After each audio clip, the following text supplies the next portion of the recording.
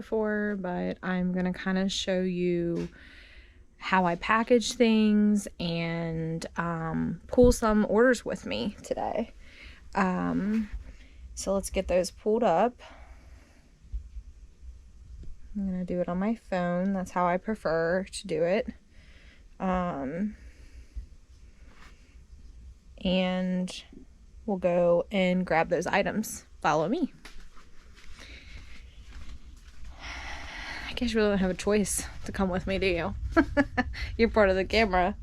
I'm not real organized, just a little organized. My older inventory, I was like labeling by like the shelves, but then I started running out of room and had to move things around so I'd have more space to store things. The first thing we're going to pull is some vintage Halloween candles, which I believe are actually not even in this area. I believe they're over here. And excuse my partially finished area as we're just starting to put flooring down here. I believe they are in here. Down here is what we're pulling. We're going to package this one, they all have like little imperfections. There's one more, this little guy too, and obviously he has some imperfections too, which made them sell for a little less than they normally would. But this big girl right here sells upward of $100. So just because they're wax does not mean they don't hold any value. The rest of that's all listed as well. This is just a really old cabinet that I fell in love with and have nowhere in my house to put it. A bag that I almost tripped over that needs to be put away. We're going to take them over. I like to kind of put everything on the table so that it's all pulled. And then this next item, which is this really heavy, large, like, I guess it's like a pony or something. It's huge. I'm gonna have to pause you because I'm gonna need two hands. Just a minute. See the beautiful pony? I guess it could be a unicorn. It kind of looks like it could be a unicorn, or that's just a piece of hair. I'm not really sure. I don't even remember who makes this. This was a fairly older listing that had been sitting for a while, and I think it's because it weighs so much. Like, it weighs a lot. That is almost 3 pounds. It's not even that big. For like how much it weighs, it's not that heavy. Let's see how tall it is. It's like only 11 inches tall. And that sucker's heavy. And I don't think it's crystal. Let's sit it on a little better surface before we go tapping on it. I mean, I guess it could be crystal, but I don't think it is. Somebody's gonna love it, but it's quite heavy item. And this last one is a Barbie, but I'm going to have to dig through a box for that one because I keep all the Barbie stuff. I bought this in a haul of some really cool vintage Barbie items, but there's some things that aren't really worth a whole lot. That's why it was only worth 10 bucks. But so I got $25 for these candles, $25 for the horse. It's kind of set for almost a year, but I think it's not because of the item itself is not worth anything. It's because the shipping was kind of high. This buyer must be close because the shipping was, and this is all unlisted inventory. This stuff here, and here. So it looks like a lot, but it's more of like, some of it's just like multiple quantities. And had a busy summer, so I got a little bit. I just really want to show you that not everybody's station with reselling is these perfect clean cut lines like everyone sees in videos. My station's not beautiful. It's cluttered, stuff on the floor. This I prefer to be open when I photograph things. I like to use it like this. And I do like this light box a lot compared to other items that I've used. I've used some, made my own in the very beginning, When I first started, I went to the Dollar Tree and I bought the white boards that are like got foam in their paper, and I bought one of those push button lights, and that's what I was using because I wasn't sure how far this was going to go or how well I was going to do. And I didn't want to invest a lot because I wasn't sure of the profit margins. I was learning. So you don't have to have all this special equipment to start an eBay business. You can literally start out with the basics. In the beginning, I didn't buy boxes. I didn't buy bubble wrap.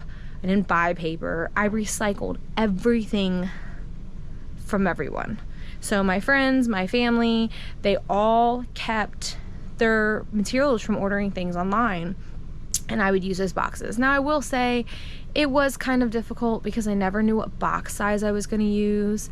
I didn't know if I was going to have enough bubble wrap, and I also wasn't sure if the weight was right because I didn't even have a scale. So I usually gave more than what I thought items would weigh, and that would hurt. That hurts you too because people don't want to pay that much for shipping. Now that I weigh everything and things of that nature, I do have a little bit quicker sell-through rate because I'm more accurate with my shipping.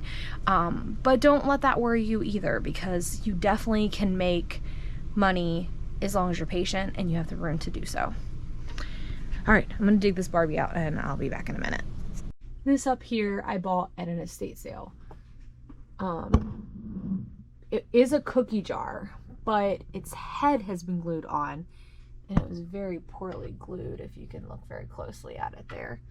But I'm debating on selling it because I just think it's the nostalgia of it is just super cool, and I think someone still might like it. The only holding back is it's quite large. Like, you see the window. It's sitting on a windowsill, and it's almost the entire size of the block window. That's how big it is. My point I was getting at is that you don't have to have special equipment, fancy equipment to sell things on eBay or any other platform for that matter. You can use recycled materials. You can use the computer that you already own. You can use the printer that you can get from Walmart for 30 bucks. I don't really know if they're $30. I'm guessing. It's been a long time since I bought a printer. But the point of it is you can even find printers at yard sales. As long as they still sell the ink, you can find the program digitally online and download it to your computer. Don't let these people that have their YouTube channels that have all this fancy, nice equipment make you think that they didn't start out without that equipment, because no one went in and put out $10, $20, $30 for a printer right away. You can even just go to the post office and have them print the labels for you if you don't have the equipment or a computer. You pay a little bit more for your labels, but you can still do it that way until you get the money to buy those things. Another thing is that not everyone will ever sell that much to want to invest that much money. So I would say I'm on the small scale of reselling, not necessarily up there with all of the other YouTubers. I just started my channel and I've been selling for about 2 years, but in the beginning it was very slow, listing maybe 1 or 2 items a week. Now I list about 10 to 14 items a week. And in my experience, auctions don't do very well for me, so I buy it. Everything's buy it now, and some things sit and some things fly off the shelf. I bought these little goofy dolls that I knew nothing, absolutely nothing about, and you will not believe how many of these dolls that I've sold. So I bought, I would say, probably about 100 of them. And I honestly don't even remember where I put them, so I have to look for them. I forgot where they went. Oh, I know where they are now. So I bought these dolls not knowing that they were worth money, not even knowing what they were, but just kind of thought they were cool, and in worst case scenario, my daughter would love doing them. These little, like, foam, like, little dolls. I wish I would have grabbed a better one that was actually in a box so you could see it a little better. So these. I bought these at a yard sale. I think I bought like 100 of them. Or maybe more. I think I bought more because I think it averaged out to be like 60 cents a doll. So I bought 2 extremely large totes of these for $100. Totally took a gamble, wasn't sure what they were worth. I lightly looked them up on eBay. Anywhere between like $6-8 is what it was coming out to be, but I figured like 70 cents a piece, that's not bad. Might take a little bit for me to sell them. I listed these slowly and wasn't like getting like a whole lot of sales. Some of them sell better than others, obviously. They are from, I think the year on them are 1979, so they're from 1979. Old, but not crazy old. But I listed a ton of them, and within like 48 hours I sold probably 40 of them. And I was listing them for about $15 to $25 a piece, depending on if there was others listed. If there was others listed, I was listing within the normal range. If I was the only one that had that particular doll, I was listing them for more, and obviously I took offers. I had one person buy $250 worth of those dolls because people collect them and they make them. They're like these little beaded, like crafted dolls. You put these little sequins on them. They're pretty cool. Not my thing, but they sold really well. So what I'm saying is that I'm not a big time seller, but I do have large sales. Just this week I sold a Murano bird for $120. At the time when I bought it, I did not know its value. I did not know it was worth that much money. And in essence, it sold really well for me. Here's are a few of them that are left. I don't know if you can see through this glass case. Let me put these back up here. These here all came from the same place. So this here is I don't remember the artist, but I actually spoke to the person that made this in one of my Murano groups. It was the coolest thing. This apple back here is Barbani. It's fairly rare. It's the only one online, and I think I didn't pay much for it. I paid maybe $20 or $30 for that. I think I paid $10 for this. I paid like $18 a piece for these ducks, and they're absolutely stunning.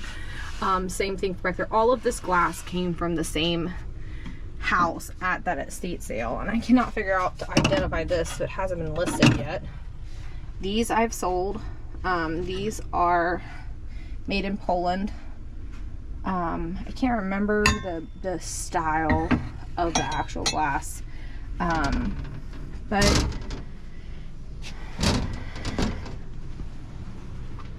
so you don't need the fancy equipment.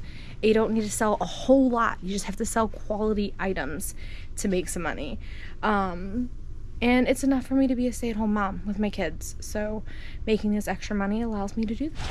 So this is the pony that I'm wrapping, and I am not conservative when it comes to wrapping my glass.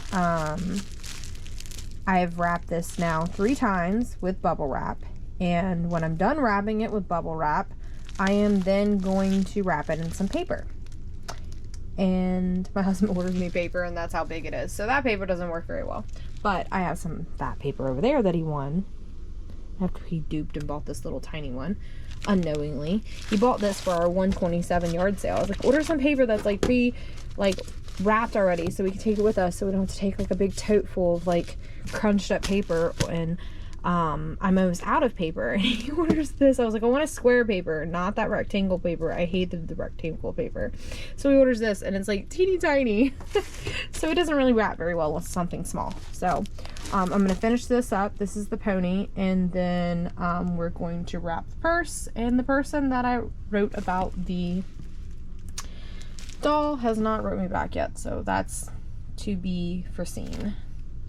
Right, this is a perfect example of, yes, the person paid up for shipping because they use priority, but I like to use priority free. I used to use priority because it offered insurance. Now the new ground savings, whatever, which replaced First class is also insured. So that's kind of irrelevant now, but this was listed a while ago. So this had priority shipping, and in essence, I can use their box. So this is actually meant, I think, for shoes, but this horse fits perfectly down in here. I get these from my nephew from his work. He saves them for me when they come in, and I just throw them away. So he gives them to me. So I have kind of a few little outlets that get me things that help me with my shipping. So here is the pony, and it fit perfectly inside this box. So basically I'm shipping this for almost free because the box is free, and about 20% of the packing materials inside this box also was at no cost to me. So that's kind of nice if you're able to save those things. Here is like my little scraps, some extra scraps. So if you can get things like that, that will definitely save you money to ship things. A lot of people kind of stray away from shipping glass because they're scared of it because of having to use all these extra materials. But if you collect them and save them, you can save on the cost and overweigh the fact that it takes more to ship those items. So I like to wrap my tape all the way around the box. It's just a security thing for me. I buy my tape from Menards, and it's not the best quality tape, but you get a rebate and you get it fairly cheap. So cutting costs anytime you can with shipping supplies is going to save you some money in the long run on your materials. So I'm always down for getting the rebated tape at Costco. I think the last time I bought like $60 worth of it, and it's been about a year and I haven't used it all. And it's not because I don't go through it, it's just because I just bought so much of it. I think there's 12 of them per pack. Don't quote me on that, I could be wrong. I don't even know where they are. I don't remember. Again, I've been moving things a million times. Oh, here it is, right here on this bottom shelf. So there's 8 rolls. I was completely wrong. There's 8 rolls per thing, and I bought, I think, every single roll they had, actually. And I have 1, 2, 3, 4 packs left, and I think they were 12 before the rebate. So I might even spent more than $50, $50 or $60, because I bought probably 18 of them. And then, like, when I go places and I'm going to go to estate sales and they have random packs of them, I buy those as well, because that way I have extra. And usually you can get them a little cheaper when you go to places like that because they don't really see that holding any value. And that's not really something that someone's going to estate sale looking for. All right, and then my next step here is my little station up here that I have. I pull the person's name and I put it on the box, but I'm not going to record that because I feel like that's kind of violating a person's privacy, even though it's not their address, just their name. I have a background in medical, so I tend to hide people's information even if it's not necessary. So there that is.